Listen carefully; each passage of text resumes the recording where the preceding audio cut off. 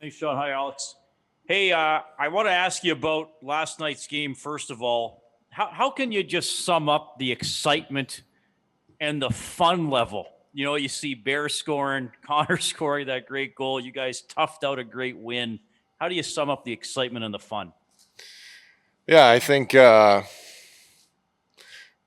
it's a long way coming from this group. I look at my first year here 3 years ago to where this group is what direction this group is going.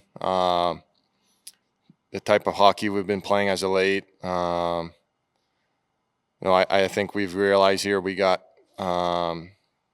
starting tomorrow we got 12 games left in the season, and we want to go in the postseason feeling good about ourselves and making sure we're ready to go. So I thought tonight was as close as you're going to get as a preparation for a playoff game. I think everyone was dialed in.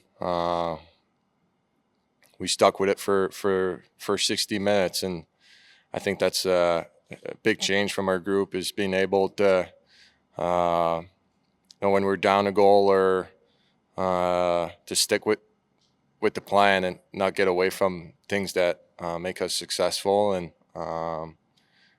Bearsy came up huge there in the third, and then I think Connor took over.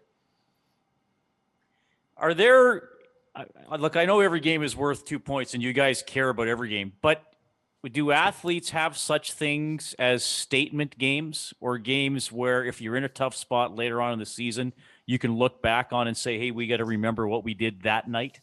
Yeah, I think it's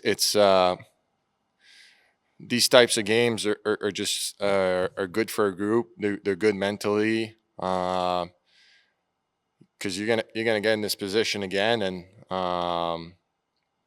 I think the more you do that, the more you're capable in playing those types of games, and it becomes second nature. You're not overthinking how you're supposed to play. So that was a good step for that last night. Derek Van Diest, Post Media.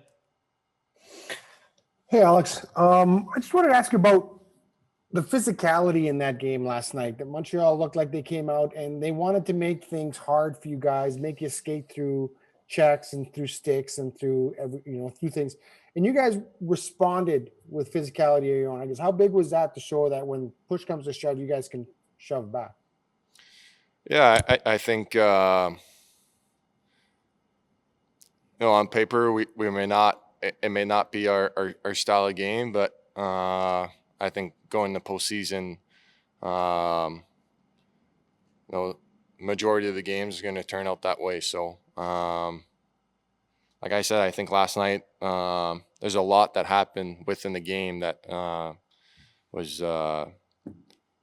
good for a group.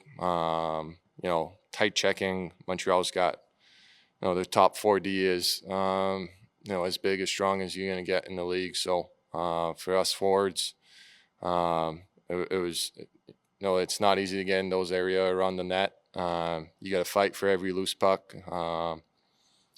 I thought one-on-one battles were key for us, creating second and third opportunities. A lot of little things like that that happened within the game. They were key points for us. And I want to ask you about that play with Carey Price, the one where the goal was kind of waved off. Obviously, you're just trying to screen the goalie there, and it seemed like the contact was kind of incidental. I obviously didn't mean to hit him there. Yeah, I obviously unintentional. To be honest, I kind of read the play wrong a little bit. I thought Connor was going to go around, and I was trying to make my read off that. I apologized to him afterwards. I think he realized that wasn't my intention, and I hope he's doing all right. Daniel Ninja-Bowman, The Athletic. Hi, Alex.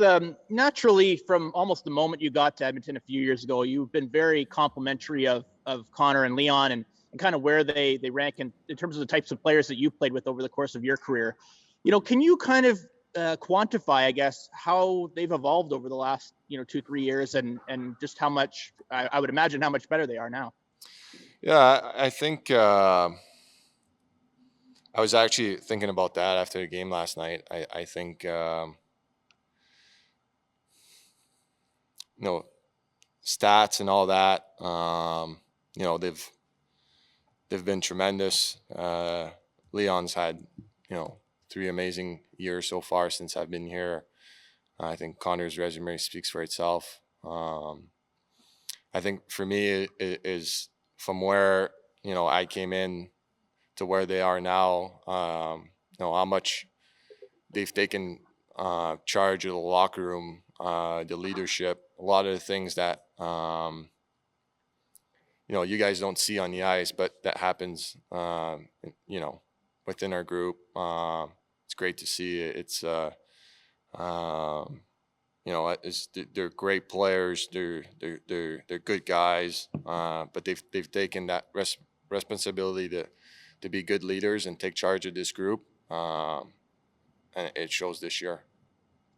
I think a lot was made in your cup year with Washington, just how much guys like Alexander Ovechkin seem to care more. I don't know if that's the right way to phrase it, but really back checking, blocking shots, those types of things. Do you see some of that out of Connor and Leon, just the responsibility defensively and different elements to their game this year? Yeah, I think they play the game a little bit different than the rest of us do, and they've earned that. But I think they've adapted to know how teams are playing them. You saw Connor last night a few times. Chipped the puck in, skated, went and get it. Little things like that may not seem like a big play, but when you got your best player on your team, your captain doing that, that stuff is contagious. So like I said, I think they've evolved so much in a good way, and it's just awesome for this group. Oliver Jensen, NHL.com. Hi, Alex. If you win tomorrow, you can take the second place in the division. How important is the table position for you so far in the season? I think for us as a group, we're just focusing on keep building our game, keep these last 10, 12 games here are crucial for us. We want to go in the playoff feeling good about our team, making sure all our system, our special teams, our 5-on-5 play is up to our standards, and then the rest will take care of itself. Okay, thank you. Tony Barrar, Oilers TV.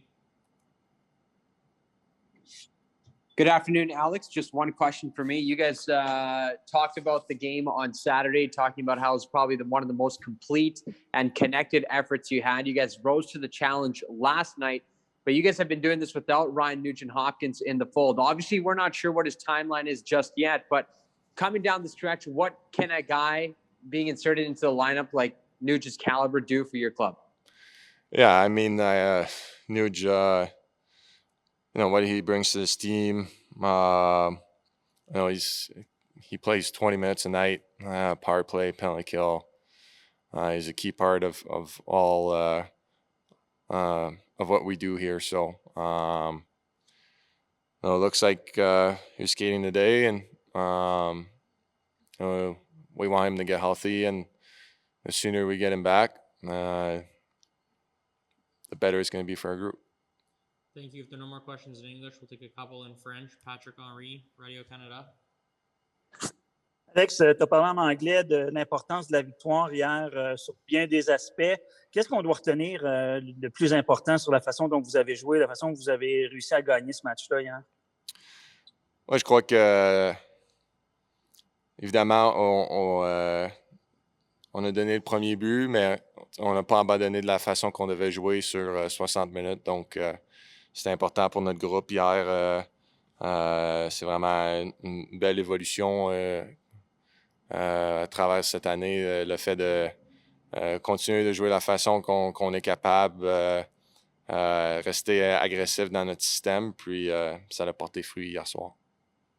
Les gens à l'extérieur d'Edmonton pensent parfois que parce qu'on voit Connor McDavid jouer souvent, on a tout vu de lui puis on n'est plus surpris de son jeu. Est-ce que Ça t'arrive de penser comme ça? Des fois, non, il ne peut plus me surprendre. Il me surprend tous les jours. Hier, le but qu'il a fait hier, on ne voit pas ça souvent. Tu as réalisé ça sur le coup? Ouais, je crois que peut-être plus en détail, là, je pense que au travers de tous les joueurs à qui j'ai joué avec ou contre ma carrière, je pense que c'est probablement un des seuls joueurs qui n'a pas peur d'attaquer deux défenseurs, un contre deux, un contre trois. Il utilise la glace, il voit des angles que la majorité de nous autres, on voit pas. Donc, vraiment exceptionnel. C'est vraiment... c'était un beau but hier soir.